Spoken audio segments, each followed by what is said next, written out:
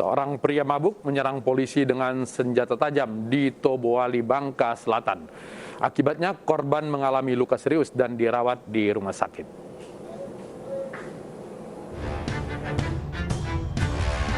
Seorang anggota polisi Polres Bangka Selatan, Yasef Iskandar, luka serius di bagian kepala, wajah, leher, dan tangan setelah dibacok pelaku WH menggunakan parang. Korban harus dirawat Pusyandik Bakti Timah Toboali untuk mendapatkan perawatan intensif. Pelaku pun dibekuk tak lama setelah kejadian. Berdasarkan hasil pemeriksaan, pelaku membacok korban dalam kondisi mabuk karena tidak terima dinasehati. Pada saat itu, anggota yang melaksanakan PAM di Tebus pulang untuk ganti baju menegur saudara Wiwin bahwa dia mabuk, teriak-teriak menggunakan parang. Setelah ditegur, anggota ini ngobrol sama temannya, tiba-tiba dibacok dari belakang oleh Wiwin ini.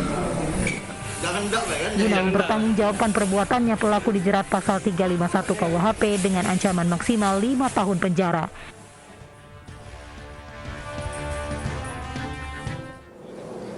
Penangkapan pelaku curanmor di Bandar Lampung diwarnai aksi kejar-kejaran. Pelaku yang tertangkap babak belur dihakimi massa. Maling.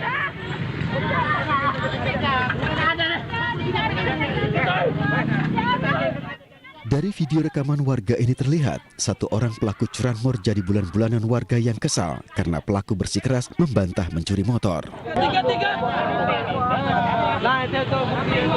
Namun setelah digeledah, di saku pelaku ditemukan kunci T yang digunakan untuk membawa kabur motor korban. Sebelumnya warga sempat mengejar pelaku dan menghadangnya dengan gerobak hingga pelaku terjatuh di Jalan Urip Sumoharjo, Bandar Lampung. Awalnya ada orang ngejar masuk ke sini, si tersangka ini bawa motor si korban lari ke sini, ada dua orang ngejar masuk ke dalam sini. Nah, begitu sampai di ujung, si tersangka ini muter balik mau bawa motor, di situ ada kami ngelihat di sini dihalangi pakai gerobak, jatuh. Ya katanya kabarnya 2 orang bang. Ya satu lari ke sana ke arah flyover Korpri.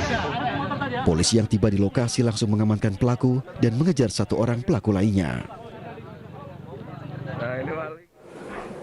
Jasad wanita terbungkus karung yang ditemukan di Cakung, Jakarta Timur diduga korban pembunuhan. Korban mengalami kekerasan karena ditemukan luka di bagian kepala.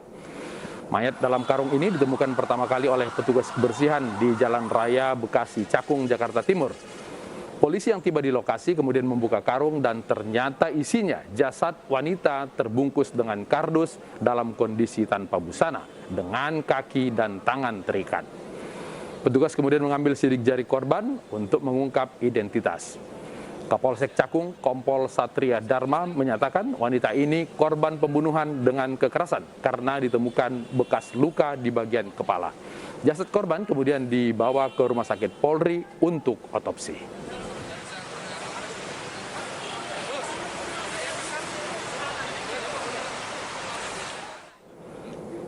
Perkembangan kasus pembunuhan tersebut kita update langsung dengan kontributor Rio Manik. Rio, selamat malam. Ya, selamat malam, Latif. Apakah sudah ada perkembangan seperti apa kasus pembunuhan yang menimpa seorang wanita di Cakung ini? Ya, perkembangan sampai malam ini, saat ini jenazah korban diduga pembunuhan sudah berada di Rumah Sakit Polri sedang diautopsi. Dan hasil otopsi belum keluar. Dan saat ini polisi sedang menyelidiki saksi-saksi, ada 2 orang saksi yang sedang diperiksa dan polisi sedang menyelidiki CCTV di wilayah tersebut, Latif. Kan diduga wanita ini dalam keadaan hamil saat ditemukan, jasadnya saat ditemukan oleh petugas PPSU, begitu, Latif.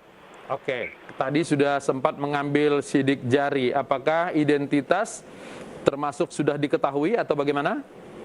Sidik jari sudah diambil oleh pihak identifikasi Polri, namun belum diketahui identitas dari korban ini siapa, begitulah. Sepertinya korban ini belum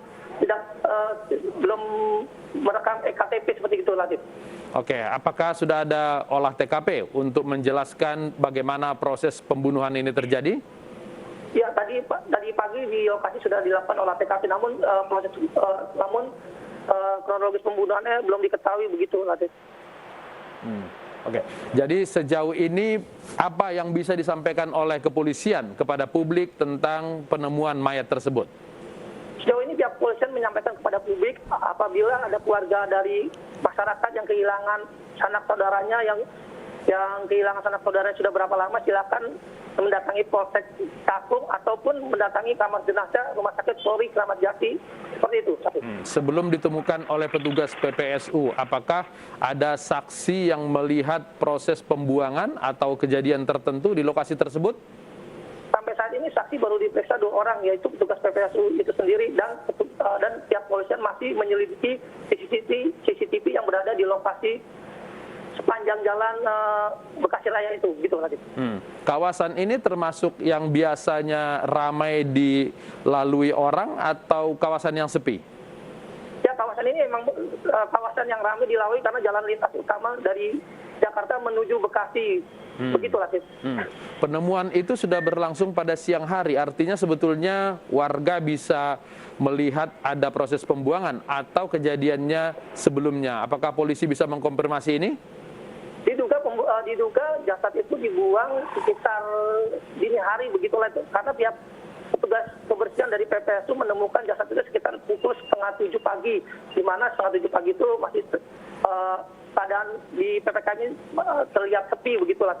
Oke, baik Rio Manik, kita tunggu kejelasan kasus ini untuk mengetahui identitas dan penyebab pembunuhan tersebut. Selamat malam, Rio. Selamat malam, Latif. Seekor monyet putih muncul di sekitar Putasi Londing, Badung, Bali. Jangan kemana-mana, kami segera kembali.